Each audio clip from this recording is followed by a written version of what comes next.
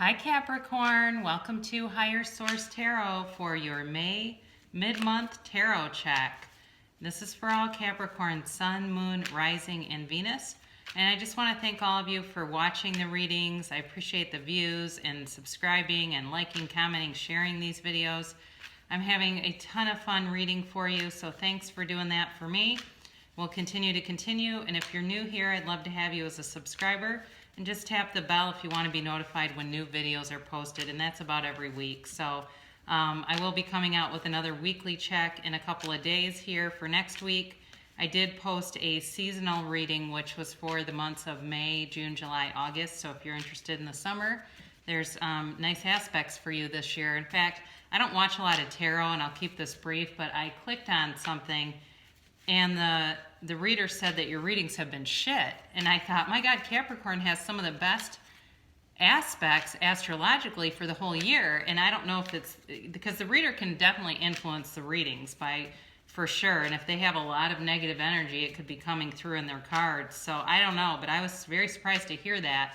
I don't watch, like I said, I don't really watch tarot, so I have no idea what they were referring to, but I feel like your readings have been pretty good. So let's keep going, because that can be yours. You know, what you focus on becomes your reality. So again, remember, time is fluid. So this is for the last couple of weeks of May here, but this certainly could creep into next month, or the energy may have already started. And if the reading does not resonate with you, check out a different part of your chart. If this is your sun sign, check out your moon, Venus, or rising. So here we go. This is for Capricorn. Mid-month tarot check for May 2020 for all Capricorn, Sun, Moon, Rising, and Venus. So your current situation, you have the 8 of Swords, and the immediate influence is the 10 of Swords. In your destiny, you have the 8 of Pentacles. Behind you, you have the 10 of Cups. In the more recent past, you have the 2 of Cups, but coming towards you, you have the 10 of Cups. You are represented here by some decisions with the 7 of Cups. The people around you are the 8 of Cups. Your hopes here is the 6 of Cups, and the outcome, very nice, is the Empress. And then on the bottom of the cup, I'm getting cups, and I mean, let's talk about cups. You have almost all cups here, but on the bottom of the deck, you have the Wealth card. You have the 10 of Pentacles. So, and you do have the Sun. I'll take that one too, because it's a major arcana, and I don't like to leave those behind. But really great reading again. You know, your current situation doesn't look really beautiful, but then look at all that yellow around you. It's really coming up gold. It's, you know, I feel like for some reason the phrase standing in the sunlight of the spirit just came into my head. Standing in the sunlight of the spirit. So let's talk about the energy here. You have water, certainly. So there's a very emotional tenor to this reading. There's certainly love here, but I also think you're also being encouraged to know that money continues to be a real strength for many of you. And I've gotten a lot of comments about that. Some that have said, you know, I sold a house and I've got money coming back from that, or I inherited money, things like that. Some of you have been waiting on things like disability and things to go through. So anyway, there's definitely been a lot of money coming into your physical reality. So you have Cancer, Pisces, Scorpio here. You have Libra, Gemini, and Aquarius. You have Leo here. You have you have Earth here, but mainly you've got water represented. Very watery, emotional reading. So the current situation, you've got this, interestingly enough, because it's like these are the only two, you know, I guess negative or oppressive cards in the entire reading, and that's the current situation. So the 8 of Swords is all about holding yourself hostage. It's all it is. It's self-imposed imprisonment, and I do feel like it's very temporary, though, and it almost feels like somebody betrayed you on kind of a more of a friendship level. I don't feel like this has to do with love as much as it has to do with somebody talking about you, or somebody not following through on something they said they were going to do. And it's almost like they act like they don't remember the conversations. They're acting, though. They do. They know what they know what they told you, and they don't want to be responsible. So they're telling you, I don't recall that. I keep hearing that. I don't recall that. And it's like this argument, and it's got you down. It's got you in a place where you're kind of looking back. It's kind of like, in the movie The Sixth Sense at the end, where you see all these scenes, and I won't totally give it away if nobody's seen, or if somebody hasn't seen that, even though it's from like 20 years ago.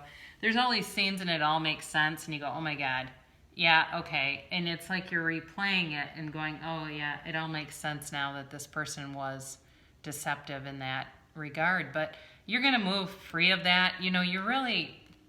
Your destiny here, you've got this Eight of Pentacles, and certainly this is also a money card. Money will be strong I believe, for the next year, all the way through January. You have great aspects for attracting money. So just be open, open and easy about it. I've created vision boards with things that I put on there that I didn't have any real intent. The way that it manifested was completely different from how I intended it. Let's say it like that. That's probably the best way to explain it. And it's like I put something on there that I wanted, and it came about in a completely different way than I would have thought about. But I didn't worry about how am I going to get this. I just knew that I wanted it. So you're working hard. He's lining up all of his coins. It's just, you're building a very comfortable life for yourself with this Eight of Pentacles card. And it's also, too, I think that your work is going to be recognized this year. Everything that you do to put into your career is going to have payoff dividends. So don't feel, if you have times where you go, is this even worth it? Is all this hard work? You're definitely going to find a payoff with that. I also think for some of you, you've been working on yourselves and getting yourself more spiritually fit, like I said, standing in the sunlight of the spirit. Now, interestingly enough, you have two tens here. So in the distant past, you have this Ten of Cups. And this is really, it's a very subjective card, because it's kind of like, what is your Ten of Cups? But it's happiness. And it's attainment of something that was important to you. So you may have in the last year or two bought a house or a really nice car or something that you really wanted. It also could have been a relationship that you really wanted. I'm definitely feeling that, where you've been in a relationship, it's been going well. For those of you that have been in something that's been going well, it's going to continue. Some of you have a chance at a past love coming back too. There's two different storylines I'm getting. One is those of you that have been in something, I think it's going to be a marriage, family kind of a thing. Just looking at these cards, that's indicated very strongly. For those of you that are, there's some nostalgia around an ex, that person's going to be coming back around. So in the more recent past, you do have the Two of Cups, and this certainly is about balance too. So for those of you that have been single, but kind of wondering, there may have been balance in other arenas of your life, like work, like financial stuff. Even though this is an emotional card and it really is a soulmate connection card, it also can be about just overall balancing and a kind of a reciprocity. So for some of you, though, with this ex, you may have had an unexpected encounter on some level, or you may be seeing things like this person's name appears, or it just, there's a kind of a spam email and it's signed the same first name, so it's from Jack, even though it was some spam thing. And it's just little things like that, or you're seeing the person's date of birth, so there's unexpected little nudges from the universe that person is out there and they're thinking of you.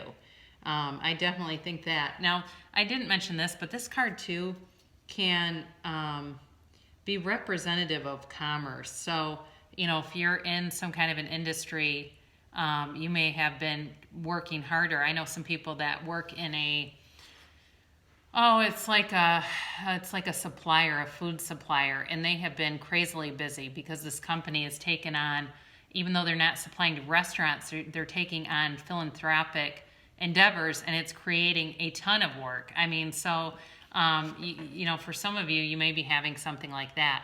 Now, this is wish fulfillment, but it's a 9.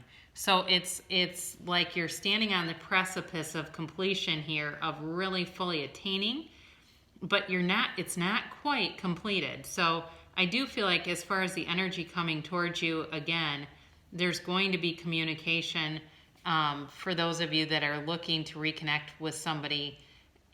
I also, and that may not be until like Memorial Day. I think it's a bit away from you, or around that time. It may again be just kind of a chance meeting. But there's a soul and heart connection there. There's something that still moves you in that relationship. And I think for those of you who are in something, there's definitely happiness. There's a feeling of very much of contentment. Now, you're represented here by the Seven of Cups. And the Seven of Cups can take on a few different meanings. It certainly can be about disillusionment. But I honestly don't think there's anything to be concerned about for those of you that are in a relationship. I feel like it's more like kind of a daydreaming fantasy kind of a thing where you're starting to get on Pinterest and pin things for a wedding or for your house or for vacations and things like that. I feel it's more about visualization. And for those of you that are pining away for somebody, or you've still got feelings for somebody, maybe a great time to start that vision board. Start to sit down and visualize. There's a 30-day process from Abraham Hicks where you write down a list of positive aspects of if it's somebody you want to bring back. And anytime you feel negative emotion about that person, get out the positive aspects and review that list. Continue to repetitively do that, and for 30 days, and you will manifest that person back only with the qualities that you want to see. But when we are still angry, we will continue to attract that. They don't have a choice. They have to show up as who we have decided they are. Otherwise, we'd think we were nuts. So, I think there's just a lot of things that you miss about them.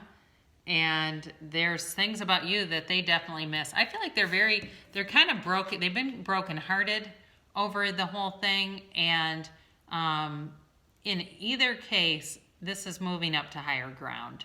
This is moving on to more personal fulfillment. And I feel like making themselves whole.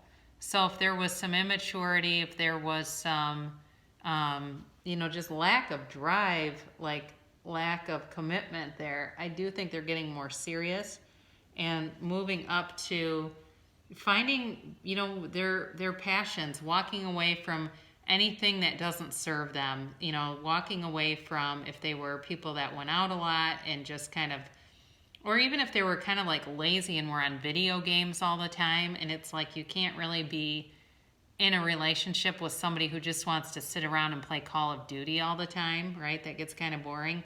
It's like that. I also think, again, for some of you, if there's an ex, there's hidden feelings here. And they're getting to a place where they're going to be able to communicate that a lot better than they have. So there's going to be, like I said, it's going to be a process, but you do have in your hopes here, you've got the Cups. I don't know why I just said that. You've got the Six of Cups, and this is definitely a reunion card.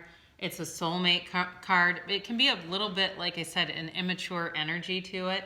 But overall, I think there's a lot of nostalgia here.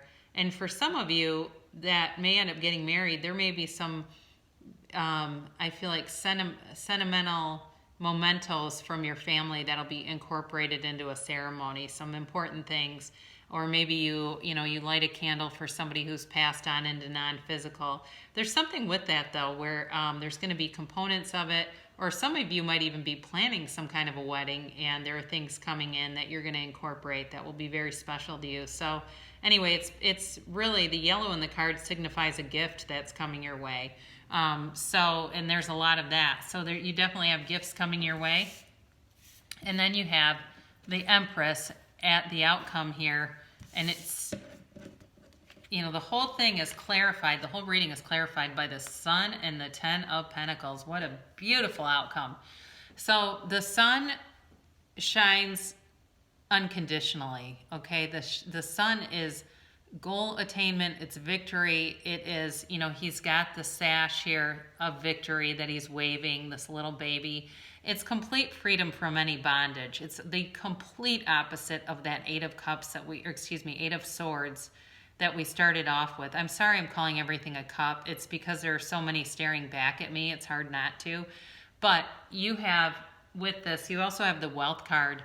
And the 10 of Pentacles is wealth for everyone. It is, I mean, talk about victory, attainment, success with the Empress. Now, the Empress is an emotional card. She is the mother of the tarot. So for those of you that would like to be planning a family, you certainly have it indicated here, okay? Because you have the mother of the tarot with a baby, with a small child.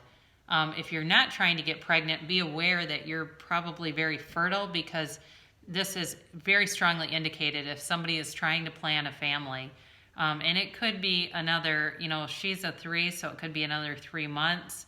Could also be October for some of you, and I know that can be when you're trying to plan a family, that seems like a long time from now, but in the scheme of things, trust me, I have older children. It goes by very fast, okay? So a couple months will not be remarkable in the scheme of your life. So she is a very nurturing, fertile energy, but it's all about new growth, expansion. Again, just an absolutely outstanding reading for you guys. I just love that. And whatever this is, you know, let whirling dervishes whirl, okay? Let them whirl right out of your life, because you have too much good stuff coming in to keep that around you. This is an oracle card for attracting more love in your life. So if this didn't resonate with you, you may want to check out another part of your sign, or there's definitely energy here of love. It may be just a matter of getting your vibration to match it. So spend quality time together, listen and talk to each other. So that's your guidance. You know, if you've been too busy and focused on money, your guidance is to make sure you make time for the other person. And we are going to close off the reading with an Ask and It Is Given card from Abraham Hicks. I will never cease being or desiring.